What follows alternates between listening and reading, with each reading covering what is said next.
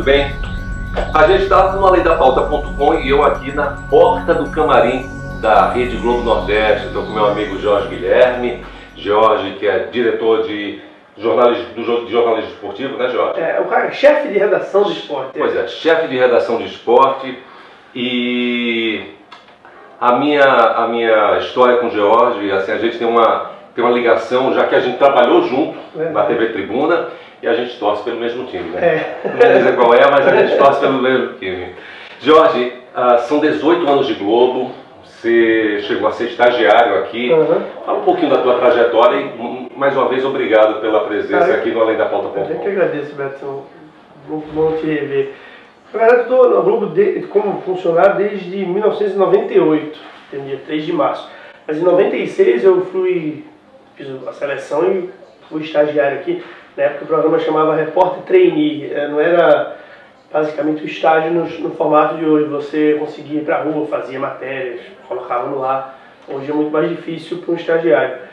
E desde aquela época, naqueles primeiros 6 meses que eu passei aqui, eu já tinha escolhido ser repórter de esportes. E em 98 apareceu uma vaga e eu entrei como repórter de esportes. Fiquei aqui até 2005.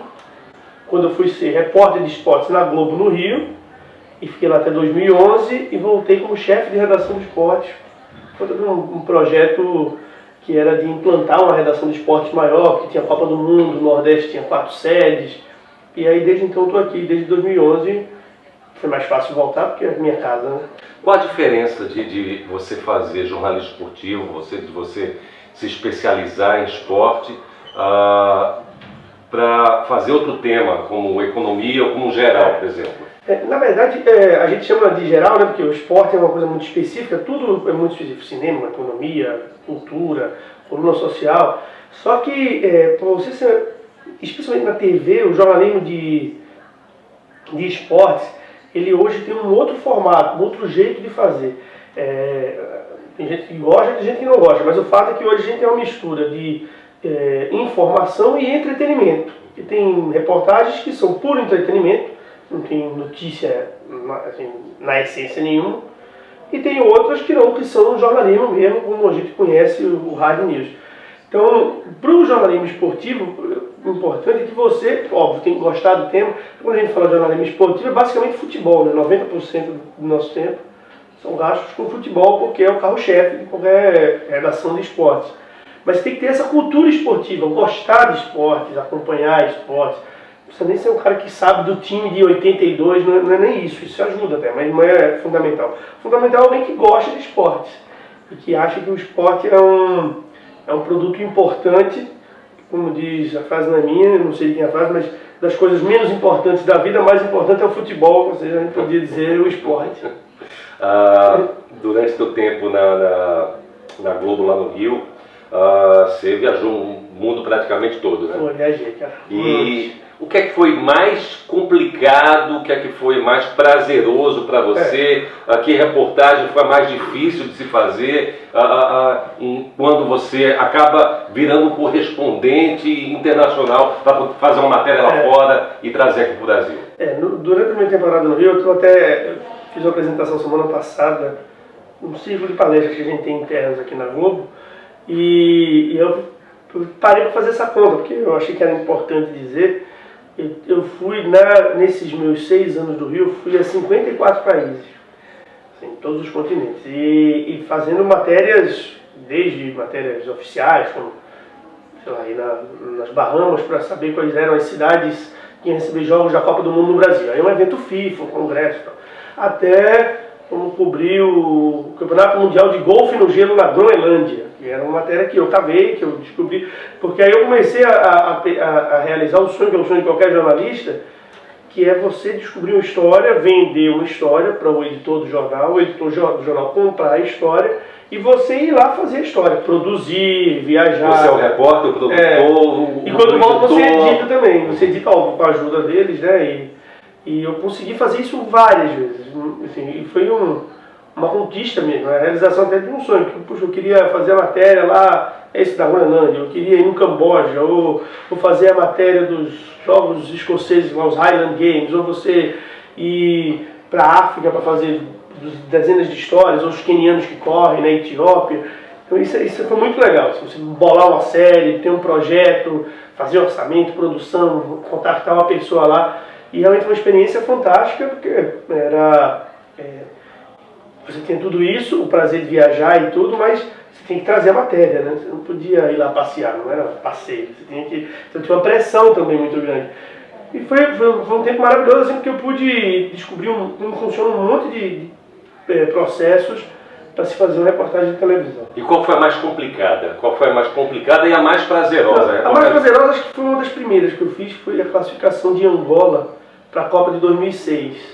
Foi em 2005, Angola tinha recém saído da guerra civil, durou 30 anos, e eu fui para mostrar a semana de preparação, e eles jogavam em Ruanda, eu fui até Ruanda, em Kigali, eles jogavam, precisavam vencer o jogo, eles venceram o jogo, e eu voltei junto com o time, e Luanda, a capital de Angola, estava completamente tomada, foi uma festa assim, indescritível.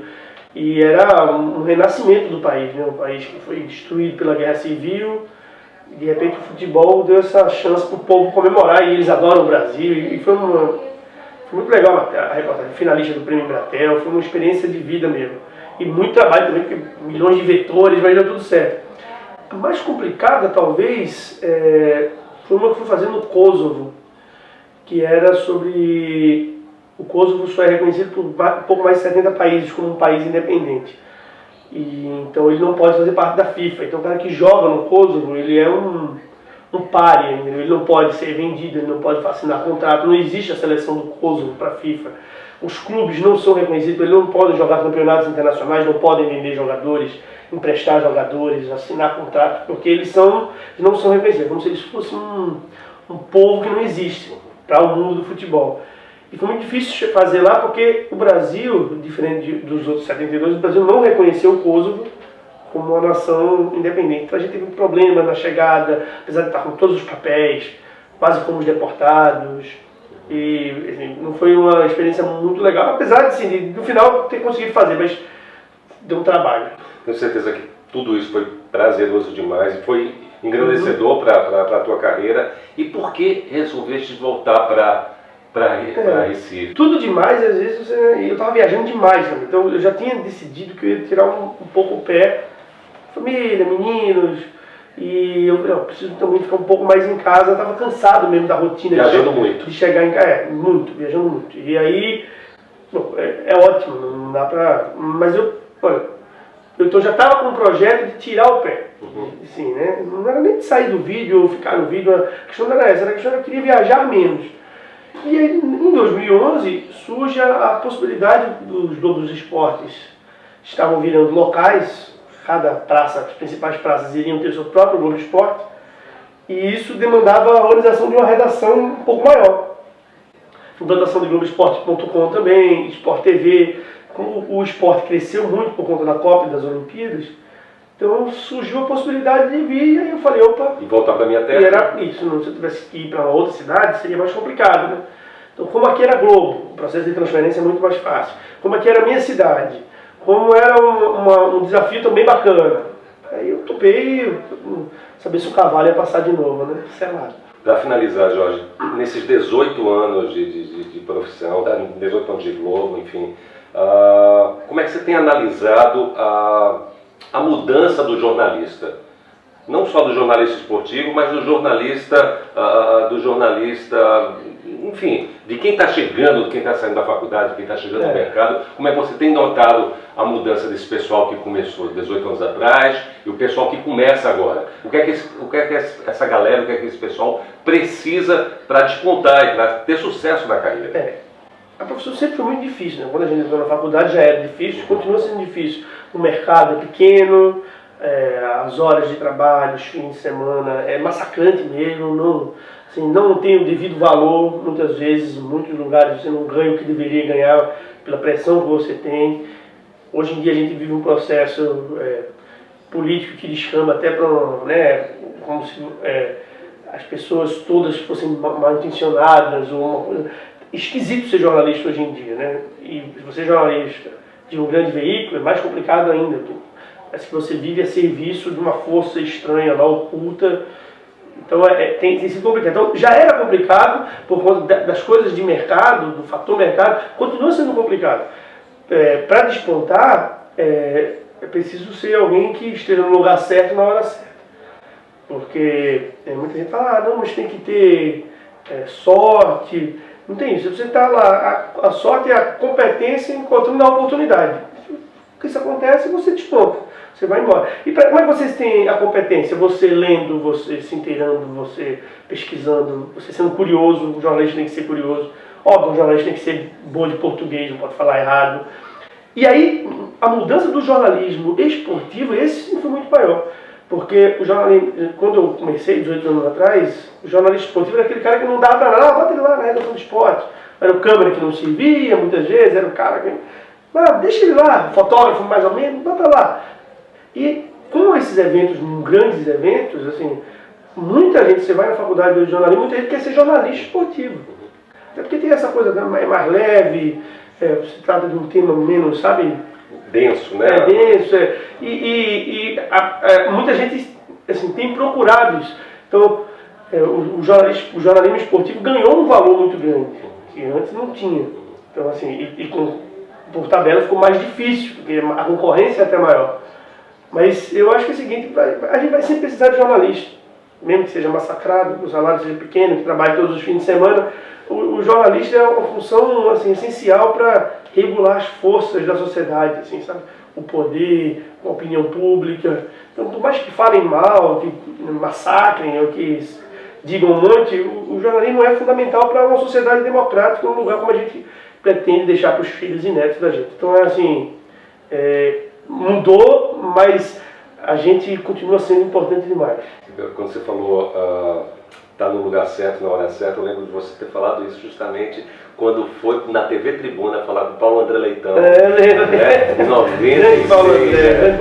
Pois é. Jorge, muito obrigado. Eu agradeço. Obrigado. Por participar do Além da Pauta e por dar todas essas dicas para quem está assistindo a gente. Prazer foi meu.